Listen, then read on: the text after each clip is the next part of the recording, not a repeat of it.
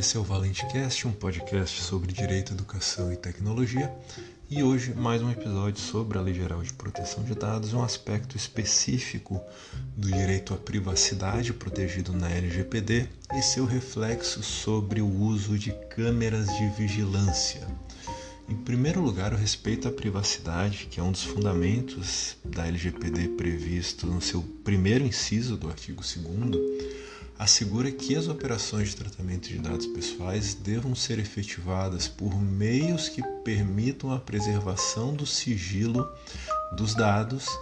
e também do eventual consentimento dado pelo titular e as permissões abrangidas por esse consentimento quando for a base legal do tratamento e também dos interesses do titular, ou seja,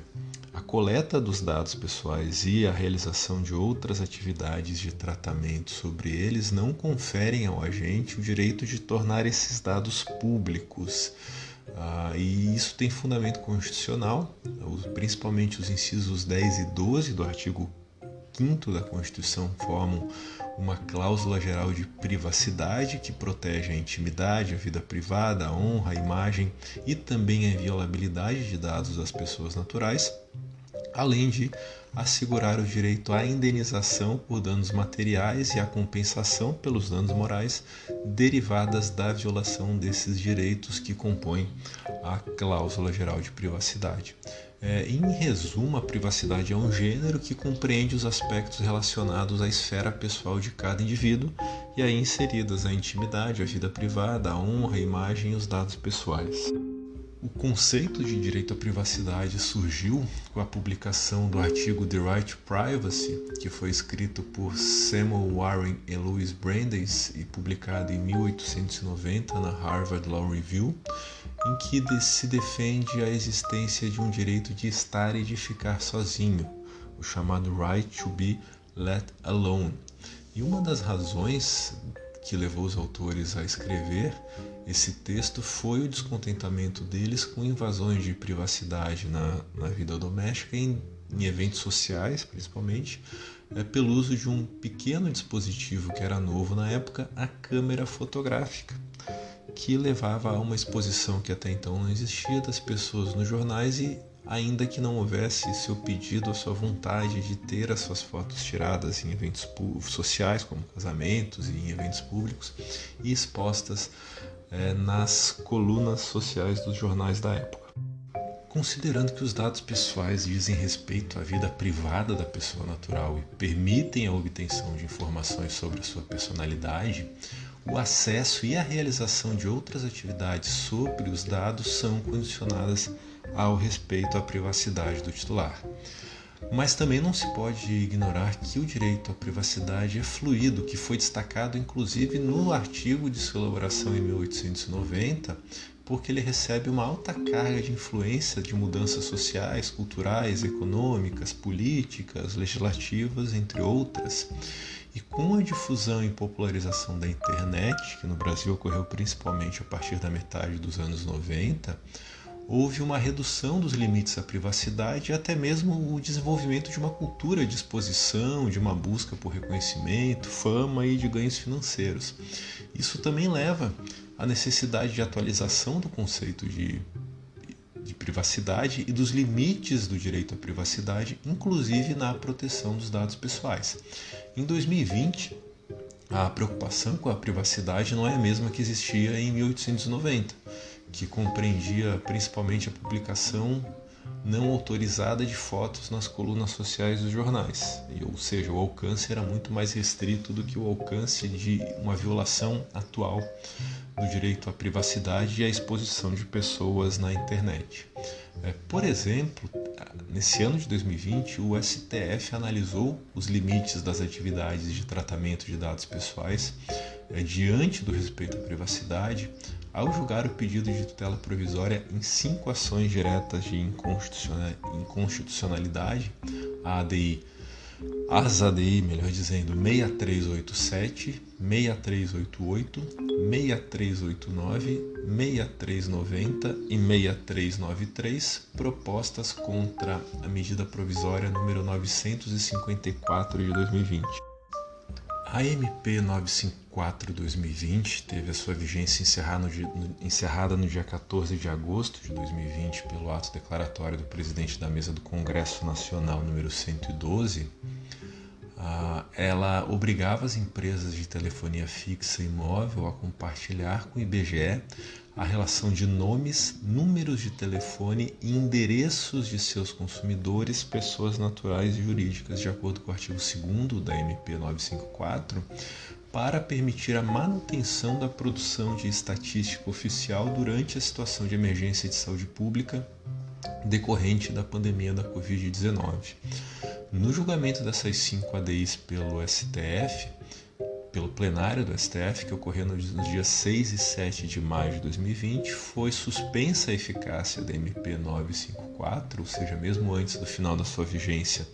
ela teve a sua eficácia suspensa, com o fundamento principal na ausência da definição específica da finalidade do tratamento desses dados dos consumidores, e a finalidade é um princípio previsto no artigo 6º, inciso 1º da LGPD, e também da violação indevida da privacidade. Também agora em 2020, em outro fato recente, a Agência Espanhola de Proteção de Dados, a EPD, multou em 1.500 euros um proprietário de veículo que usava uma dashcam, que é uma câmera filmadora específica para uso em veículos, que filmava em 360 graus e estava captando imagens da rua e de outros espaços públicos. Nesse caso, a EPD concluiu que as câmeras podem ser usadas nos carros se forem voltadas preferencialmente para o espaço privado, ou seja, para dentro do próprio veículo, e que a filmagem discriminada de espaços públicos extrapola o princípio da minimização dos dados pessoais, segundo o qual a captação e outras atividades de tratamento devem ser realizadas de acordo com a sua necessidade. É o que prevê o artigo 5º no item 1, a linha C do GDPR da União Europeia. No Brasil, nós não temos regras em leis federais sobre o uso de câmeras em veículos ou até mesmo da utilização particular de câmeras de vigilância ou de segurança e do uso de CFTV, que é o circuito fechado de televisão, em ambientes públicos, privados ou de uso comum. Existem algumas leis locais sobre o assunto. E aí, dou exemplo de duas, uma municipal, que é a Lei 13.541 de 2003, ou seja, já tem mais de 17 anos, que é do município de São Paulo, Lei 13.541 de 2003, que é uma lei curta que basicamente condiciona o uso de câmeras à colocação de placa informativa sobre a filmagem do ambiente. Além dela, também existe a Lei 3424 do ano de 2004 do Distrito Federal, que é uma lei um pouco maior do que a Lei Municipal de São Paulo, tem algumas regras mais detalhadas e basicamente ela permite a instalação de equipamentos eletrônicos para a segurança de estabelecimentos somente nos locais públicos de livre acesso e que não interfiram na privacidade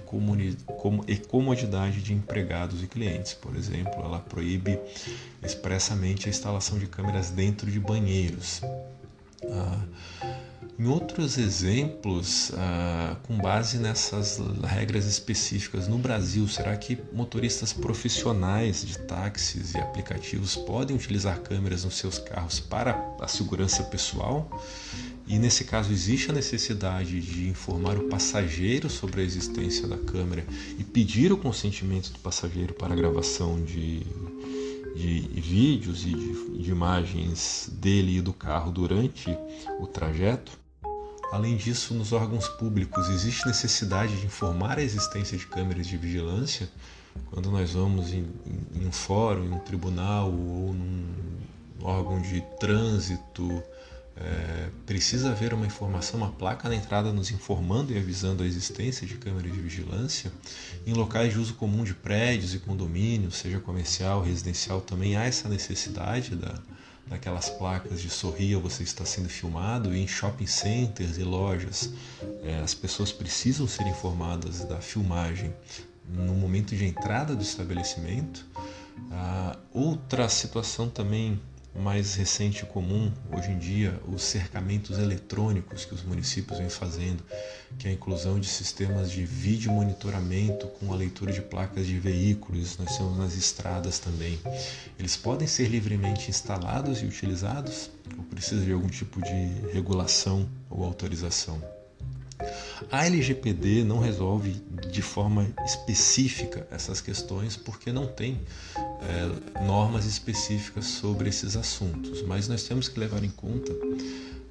duas situações diferentes sobre o assunto. Primeiro, como regra geral, a imagem é considerada um dado pessoal que se enquadra no conceito de dado pessoal do artigo 5º, inciso 1º da LGPD. Então, em princípio, a LGPD se aplica à captação de imagens por câmeras em ambientes públicos ou privados. Em segundo lugar, nós temos exceções. A LGPD não se aplica à captação de imagens e ao tratamento de dados pessoais nesses casos, quando for realizado por uma pessoa natural para fins exclusivamente particulares e não econômicos, ou seja, o uso dentro de um carro, como no exemplo da Espanha. Em princípio, isso não seria regulado pela LGPD, de acordo com o inciso 1º do seu artigo 4º, e também não se aplica a LGPD se o uso das câmeras de vigilância for usado para fins exclusivos de segurança pública, ou seja, não segurança privada, defesa nacional, segurança do Estado ou atividades de investigação e repressão de infrações penais. É o que está previsto no inciso 3º do artigo 4º da LGPD. Então,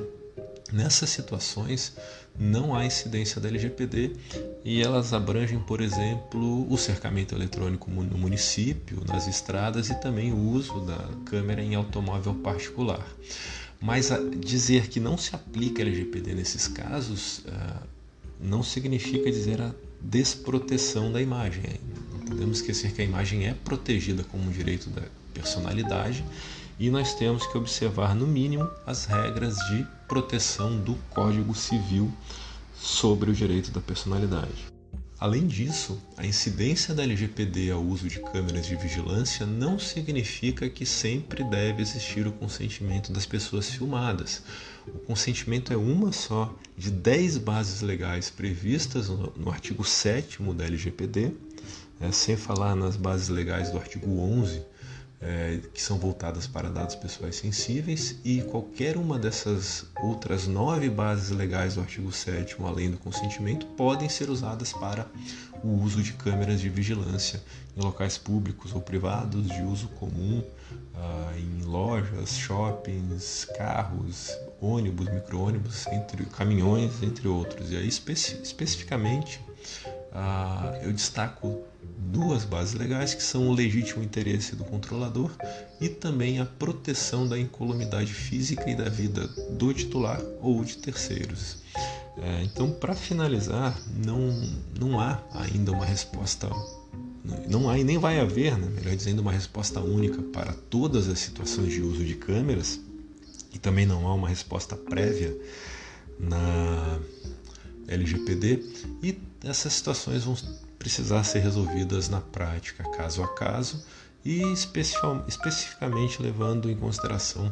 as atividades de tratamento de dados, as finalidades e necessidades do tratamento, e também vai variar de acordo com a pessoa que realizar a captação de dados. Então, por hoje era só. Amanhã nós voltamos com mais um episódio do ValenteCast. Até lá!